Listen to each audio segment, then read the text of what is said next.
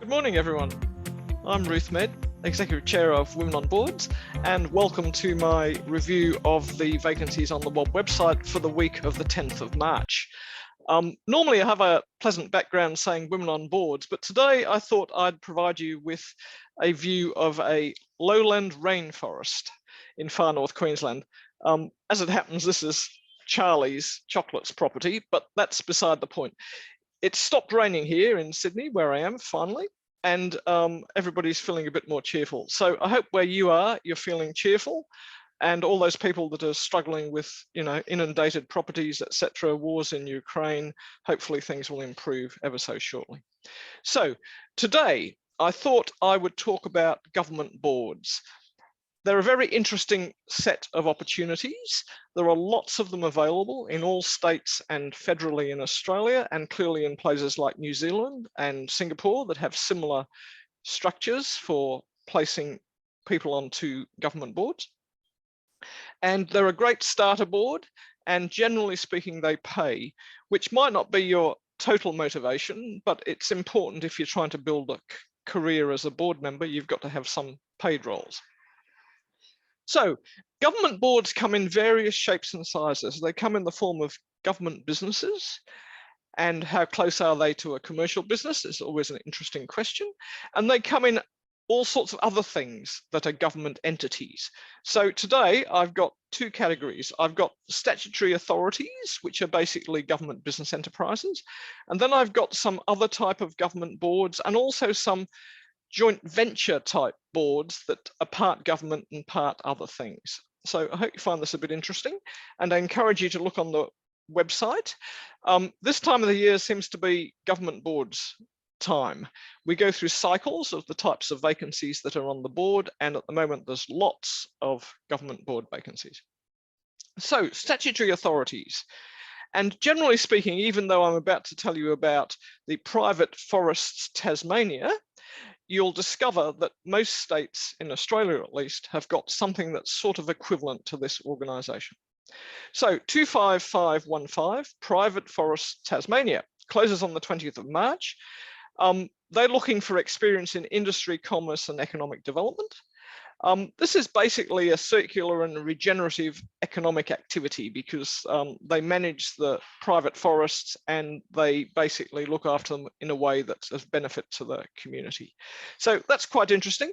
I think they probably want a Tasmanian ideally, but not always.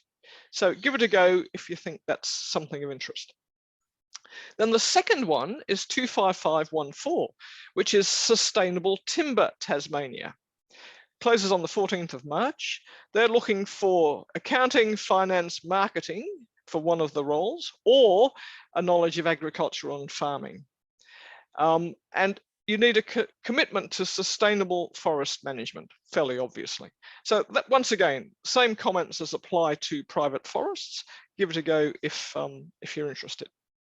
Then I thought I'd choose something from Western Australia, and it's called Chem Centre WA. 25489.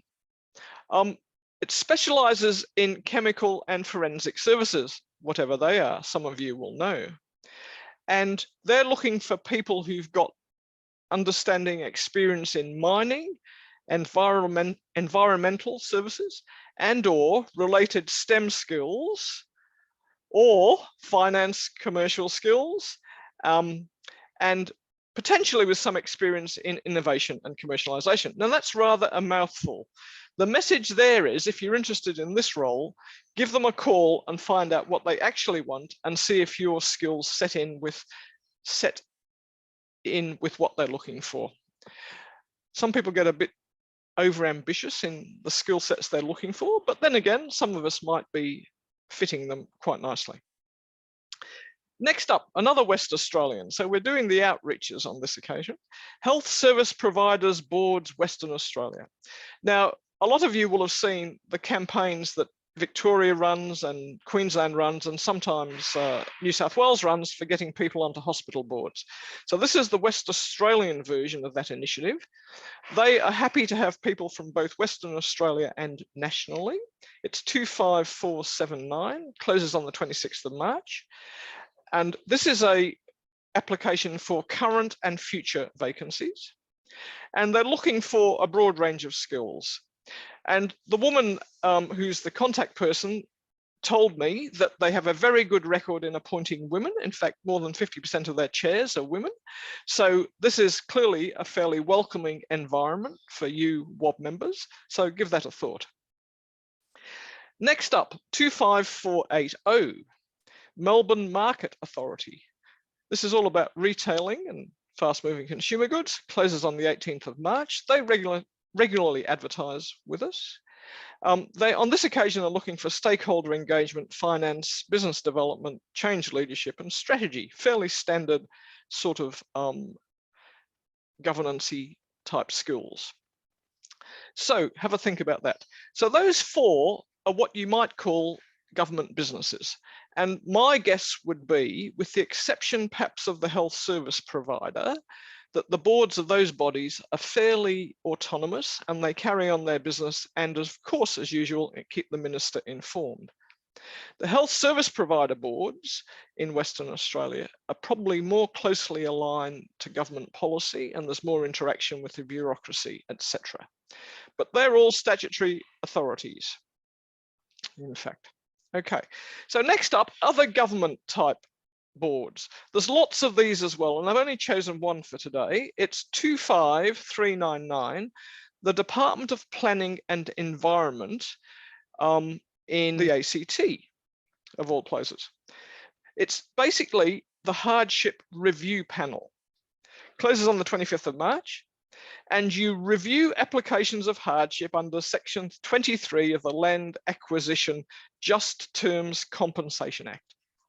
This is the sort of body that's sort of quasi-judicial is too strong a word, but it's all about proper public administration and managing people who are in difficult circumstances.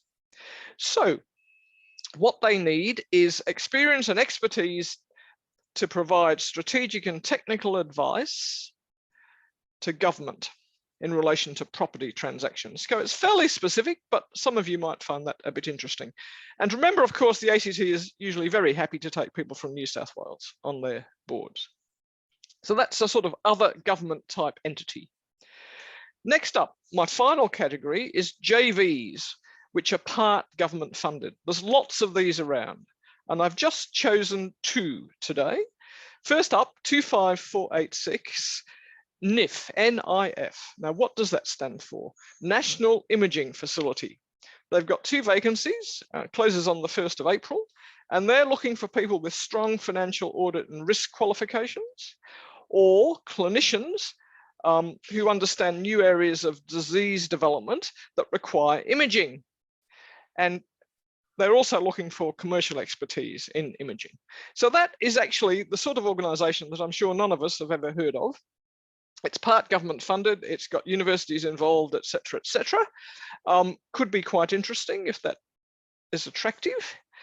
And second up, I've got New South Wales Smart Sensing Network, closes on the 31st of March. This is 25396.